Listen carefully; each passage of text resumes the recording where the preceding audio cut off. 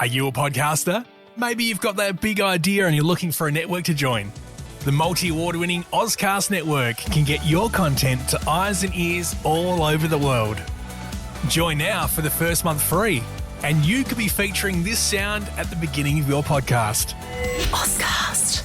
Simply head to ozcastnetwork.com for details. Professor Ian Plimer has arrived. How are you, sir? Very well indeed. Did you enjoy the luncheon yesterday? I certainly did. Some wonderful speeches, good lunch, Yes. and especially some good company in the Sportsman's Bar afterwards. Your daughter and you. Yes. It was a lunch.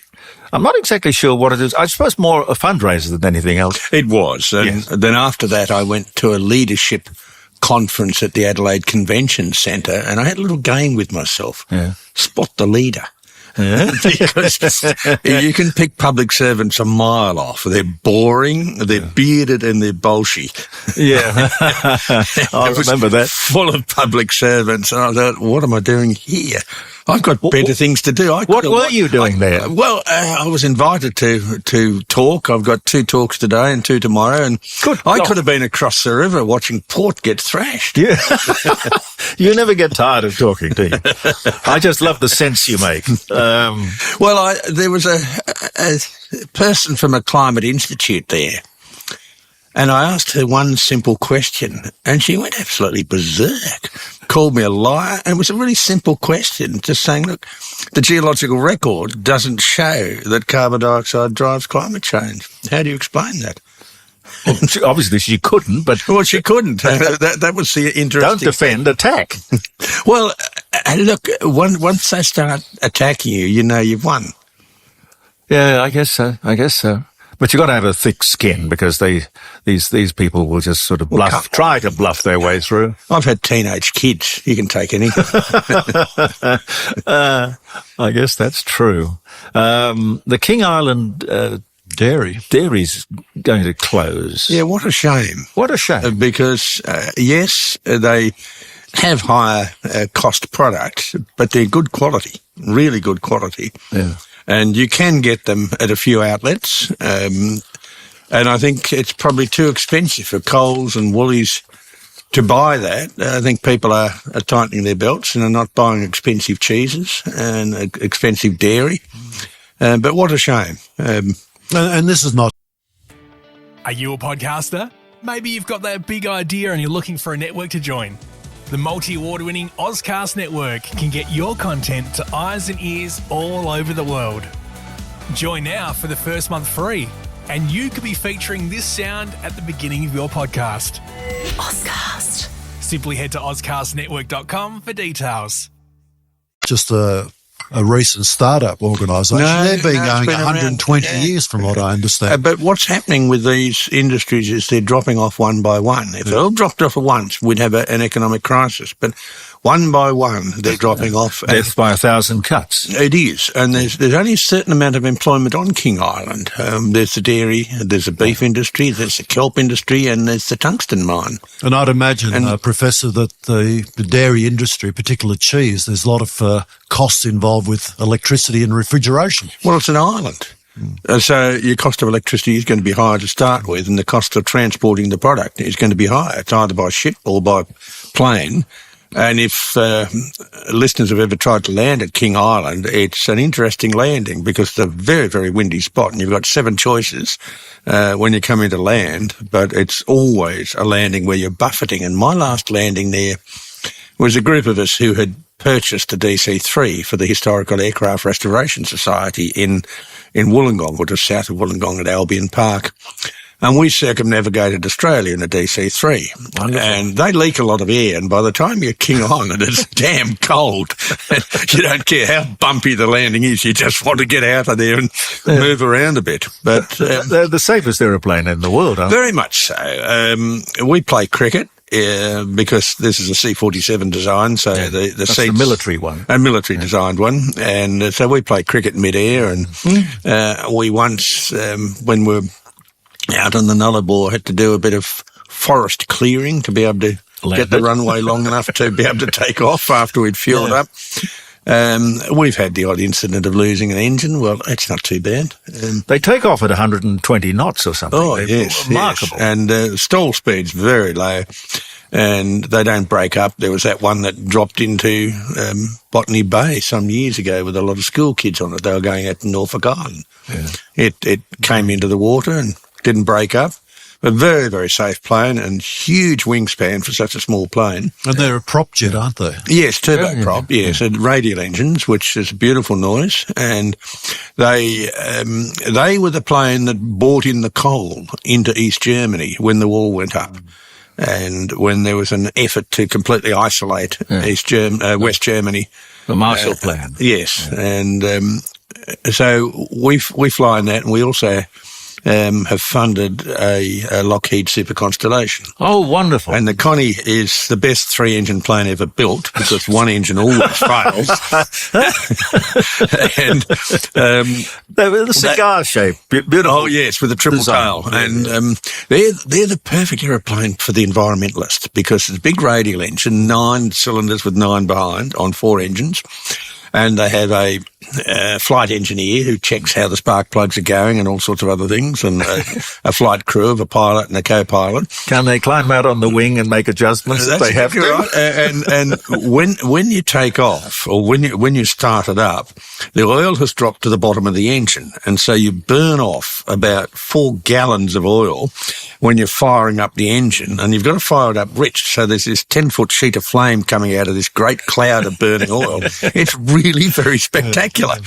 And it's a lot of fun. And one of the first flights my grandson had, we flew down to Sydney and then got the train down to Albion Park and showed him all the planes at the Historical Aircraft Restoration Society area there. And then I plonked his bag on the best seat in the Connie, and that was the one next to number 3 engine, the one that always fails.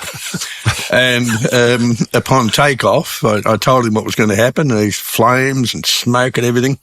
Then on this trip, and this was a trip of mining people going across to Diggers and Dealers Conference in Kalgoorlie, I actually got the James Squire Brewery to be a sponsor. Uh-huh. And so we had this enormous amount of beer in the hold, and his job was to serve people beer. And to get into the hold, you've got to pull up a hatch in the corridor, go down the ladderway into the hold, get the beer and bring it up for people. And then he was working in the galley and serving the crew cups of tea and bickies. He reckoned it was the best trip he'd ever had. Yes, and it's an adventure. Yeah, it's certainly an adventure. You could stand up, and seatbelt rules were a bit lax, and people were giving mining company presentations mid-air. We did get a bit low on beer, so we... Are you a podcaster?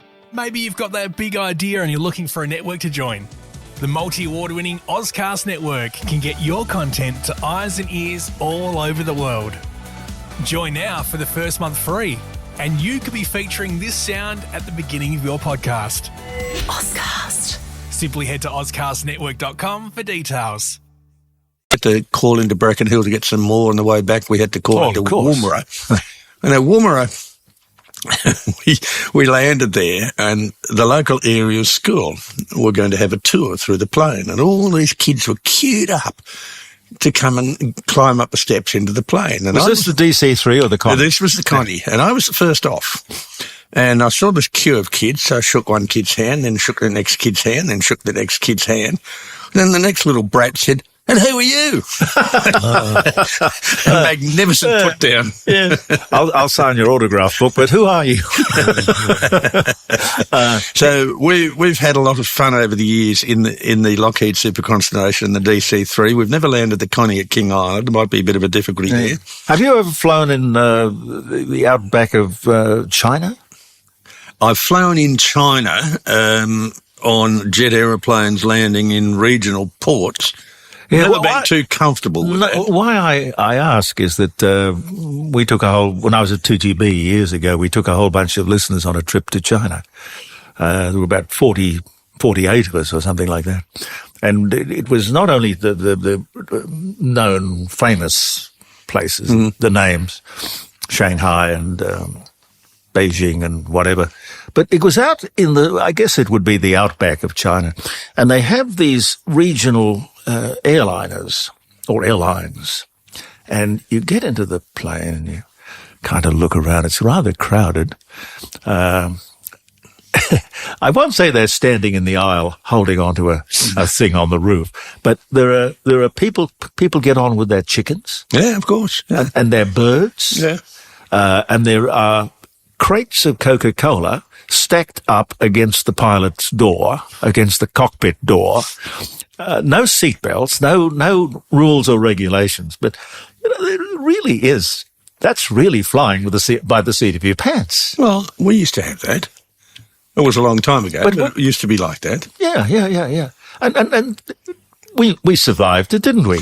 Well, and it was fun. We're the ones that are alive. Those that aren't alive didn't survive it, and they can't argue. But Western China and Mongolia have the equivalent of the Royal Flying Doctor Service. Oh, really? And there are some very isolated areas there, and they're able to bring people in for medical treatment. So they've copied what Australia did. When a DC-3 lands, I've only flown in one once. And it comes on even. Yes. And then they lift the nose. The tail drops down, and you literally have to climb up the aisle. Yes. Because that's the angle of the dangle. Yes, yeah, that's exactly right. It's not so good on these round Australia trips when we've got luggage. And be flying around. We have a luggage crew to carry the luggage on and off these planes, because it's hard yakka walking uphill to store the luggage. Yeah. And we also carry a 44 of oil, carry a lot of spare parts in these things. So the back half dozen seats we've lost. Yeah. And there's a bit of weight in the tail. But so sometimes we have to seat in certain places so you can have a good landing and takeoff. You have and you do lead a very, very interesting life. Well, yes, I hope. You're never going to get bored, are you? No. I or have a beard or be a bolshie, yes. Yeah. I hope there are many more decades to come, but as a geologist, you do go to remote parts of the world, and you do have some frightening flights. I remember one in the Canary Islands. We're inside a volcanic crater, and the pilots were slapping each other on the back. And I was thinking, well, what's the climb rate to get out of this crater? Can we get out? I had another hair-raising one. We came down underneath the fog and got into the Fish River Canyon in Namibia and weaved our way down this canyon until we got out onto the flat country where we landed. And are you a podcaster? Maybe you've got that big idea and you're looking for a network to join. The multi-award-winning Ozcast Network can get your content to eyes and ears all over the world. Join now for the first month free, and you could be featuring this sound at the beginning of your podcast. Ozcast. Simply head to ozcastnetwork.com for details. You're going so fast, if you make a wrong turn in one of those canyons, you're gone. So some of these, especially in Africa, you wonder whether they've lock-washed all the bolts and whether they've actually maintained the aeroplane correctly, and whether you've got an African royalty with you or an African president, because these planes mysteriously explode mid-air. The Lord helps those who help themselves. Well, at least you're here to tell the story, Ian. Well, yes, I haven't flown with royalty. That's what it's saying. Most memorable place you've been? I guess you've been everywhere in the world, haven't you? No, I haven't. And I do have a bucket list. And I've got some odd things on my bucket list. I would like to go on a canal trip in England. I like to see the remnants of old industrialised England. That's something I would like to do. I've never been to Iceland. Geologically, I should have, but I've never been there. I've been to Greenland. I've been to Greenland, but not to Iceland. Normally, the place I like the most is the place I'm currently working in, and that's in South America. Although I very much enjoyed working in Namibia and worked in Antarctica for one summer season in 1980. And it looks as though I might have to run a team in Saudi Arabia. It's not one of my favourite places to work. But anyway, that's... Yep. Professor Professor Ian Plimer is my special guest. Are you a podcaster? Maybe you've got that big idea and you're looking for a network to join. The multi-award winning Ozcast network can get your content to eyes and ears all over the world. Join now for the first month free, and you could be featuring this sound at the beginning of your podcast. Ozcast. Simply head to ozcastnetwork.com for details.